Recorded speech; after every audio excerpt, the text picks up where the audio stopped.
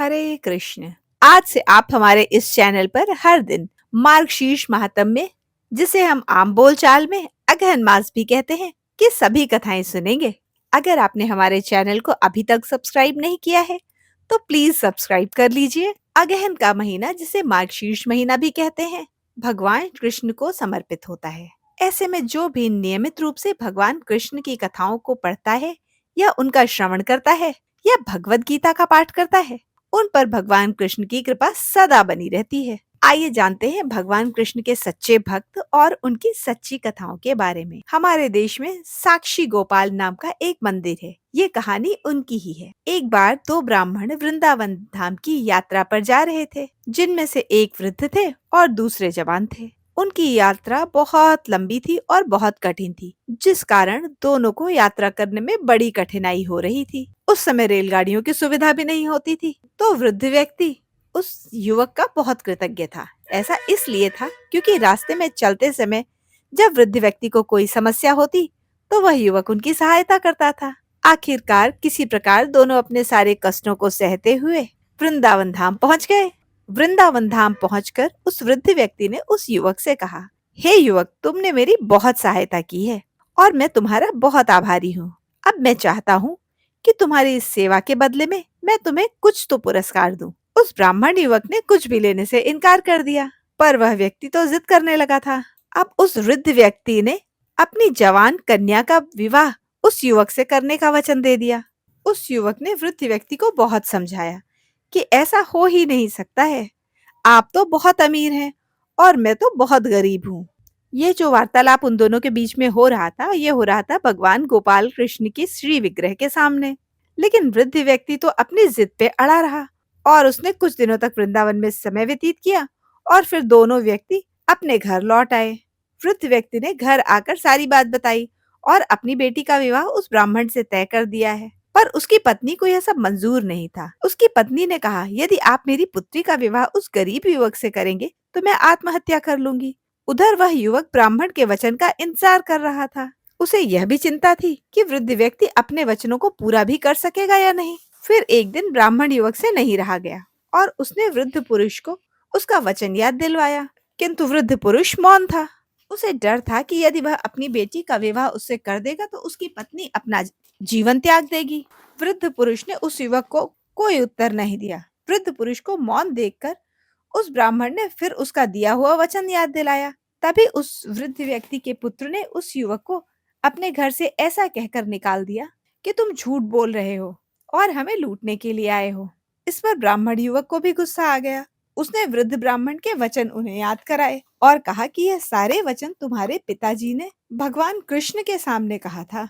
और तब वृद्ध व्यक्ति का बड़ा पुत्र, जो भगवान को मानता ही नहीं था, उसने उस युवक से कहा, ठीक है, जैसा तुम कहते हो, भगवान के सामने मेरे पिताजी ने तुम्हें वचन दिया था। अगर भगवान इस बात के साक्षी हैं, तो वह यहीं प्रकट होकर यह बात कह दें कि वे इस बात के साक्षी हैं कि मेरे पिता ने तुम्हें मेरी बहन के विवाह करने का वचन दिया था। यह बात सुनकर ब्राह्मण युवक ने कहा, हाँ, मैं भगवान कृष्ण से कहूंगा और वे साक्षी रूप में आएंगे।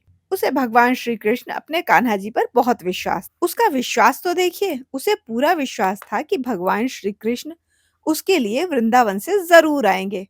और फिर अचानक वृंदावन के मंदिर की मूर्ति से आवाज सुनाई दी, मैं तुम्हारे साथ कैसे चल सकता हूँ? मैं तो मात्र एक मूर्ति हूँ।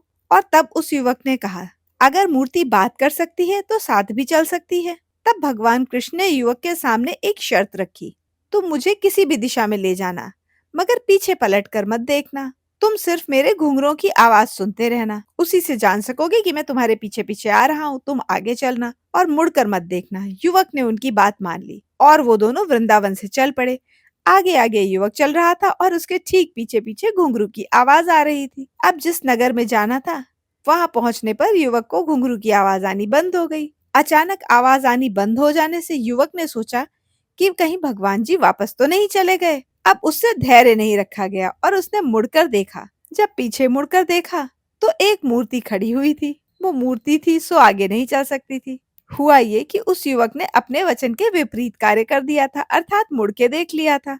उसने भगवान को वचन दिया था कि वह मुड़कर नहीं देखेगा। उसे पीछे पीछे जब तक मूर्ति की आवाज आ रही थी, तब तक उसे लग रहा था कि भगवान उसके पीछे चल रहे हैं, लेकिन जब आवाज आनी बंद हो गई और युवक अपना वचन भूल के पलट गया, तो वो भगवान फिर से मूर्ति बन चुके थे।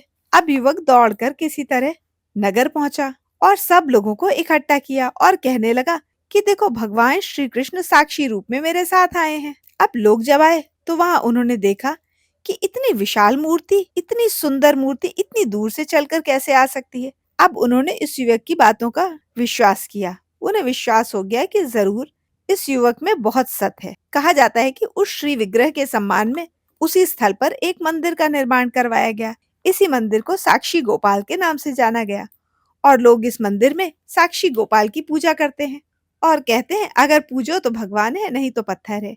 अगर आपको अपने इष्ट देवी देवताओं और भगवान के लिए सच्ची श्रद्धा है और मन में अटूट विश्वास है, तो यकीन रखिए, आप चाहे जितने भी कष्ट में हो, भगवान आपको उससे उबार ही लेंगे। आपके जीवन में कितना भी अंधेरा क्यों ना हो, भगवान सब कुछ संभाल देंगे और आप सच्चे मन से उन्हें याद करेंगे और अपना सब कुछ उनके चरणों में निछावर कर देंगे, अपने आप को पूर्ण समर्पित कर देंगे, तो भगवान भी आपको कष्टों से उबारने के लिए साक्षात आएंगे और आपको हर संकट से उबार लेंगे। भक्तों की पुकार सुनकर भगवान बहुत जल्दी आते हैं और आपकी मनोकामनाएं पूर्ण कर देते हैं। अब सुनिए भगवान श्री कृष्ण और उनके परम मित्र सुदामा की कहानी।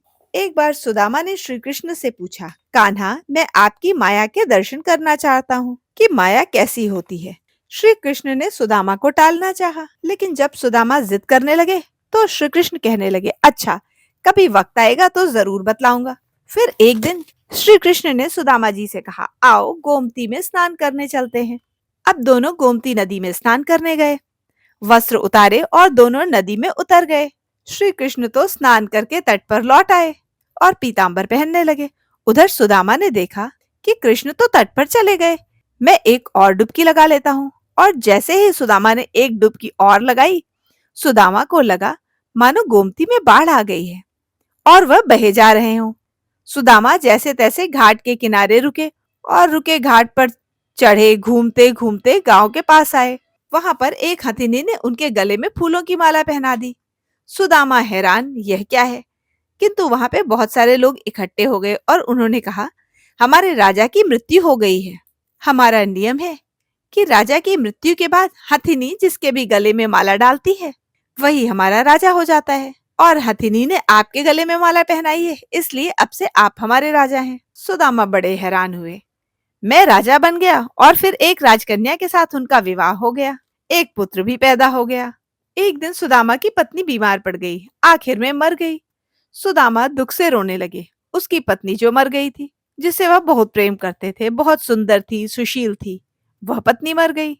सुदामा दुखी हुए, लोग इकट्ठे हो गए। लोगों ने सुदामा से कहा, आप रोइए मत, आप हमारे राजा हैं, लेकिन जहाँ पर आपकी रानी गई है वहाँ आपको भी जाना है। यह तो हमारे नगर का नियम है कि आपको अपनी पत्नी की चिता की अग्नि में ही जलना होगा, आपको अपनी पत्नी की चिता में प्रवेश करना ही होगा। यह सुनते ही सुदामा की सांसें रुक गईं।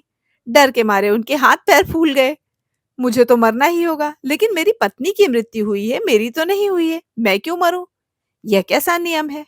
सुदामा अब अपनी पत्नी की मृत्यु को भूलकर उस दुख को भी भूल गए। उनका रोना भी बंद हो गया और अपनी ही चिंता करने लगे। भाई, मैं तो मायापुरी का वासी नहीं हूँ, मुझ पर आपकी नगरी के कानून क्यों चलेंगे? मुझे क्यों जलना होगा इसके साथ? लेकिन लोग कहने लगे, नहीं, अपनी पत्नी के साथ आपको जलना होगा, क्योंकि यही नियम है। लोगों की बात सुनकर सुदामा ने कहा, अच्छा भाई, चिता में जलने के पहले मुझे स्नान तो कर लेने दो। लेकिन लोग नहीं माने। जब सुदामा ने बहुत अनुनय विनय किया तो सब उसकी बात मान गए। उन्होंने कुछ हथियारबंद लोगों की ड्यूटी वहां पर लगा दी। सुदामा को स्नान करने दो, देखना कहीं भाग ना जाए। अब रह रहकर सुदामा डर के मारे रो उठते थे। सुदामा इतने डर गए कि उनके पैर कांपने लगे। किसी तरह कपकपाते हुए वे नदी में उतरे, डुबकी लगाई और फिर जैसे ही बाहर निकले, उन्होंने देखा माया नगरी कहीं पर भी नहीं थी और किनारे पर कृष्ण अभी भी अपना पीताम्बर पहन रहे थे और इधर वो एक पूरी दुनिया घूम आए हैं, मौत के मुंह से बचकर निकले हैं। सुदामा तुरंत नदी से बाहर निकल आए और उनकी आंखों से लगातार आंसू बह रहे थे। श्री कृष्ण ने देखा तो हैरान रह गए। हालांकि वो जानते तो सब कुछ थे, पर अनजान बनते हुए बोले, सुदामा, तुम रो क्यों रहे हो? सुदामा बोले, कृष्ण, मैंने जो देखा है वह सच था या जो मैं अभी देख रहा हूँ वह सच था? कृष्ण मुस्कुराए और कहने लगे, देखा, भोगा वह सच नहीं था, भ्रम था। वह माया थी, मेरी माया। जो तुम मुझे देख रहे हो यही सच है।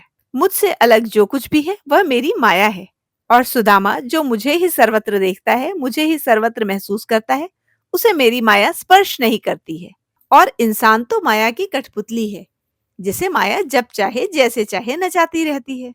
जो प्रभु श्री कृष्ण से जुड़ा रहता है वह नाचता नहीं है, भ्रमित नहीं होता है और माया से दूर रहता है। वह जान जाता है। सुदामा भी जान गए थे। अब जो जान गया, भला वह श्री कृष्ण से अलग कैसे रह सकता है। अब तो आप भी जान गए हैं कि भगवान श्री कृष्ण कितने मायावी हैं। और जब आप भगवान श्री कृष्ण को जान गए हैं तो इसका मतलब है आप भी माया से दूर हैं। आज की यह कहानियां आशा है आपको पसंद आई होंगी। इन कथाओं को सुनने के बाद श्री कृष्ण चालीसा का पाठ करना चाहिए और कृष्ण जी के मंत्रों को जपना चाहिए। कथा सुनने के लिए आपका धन्यवाद।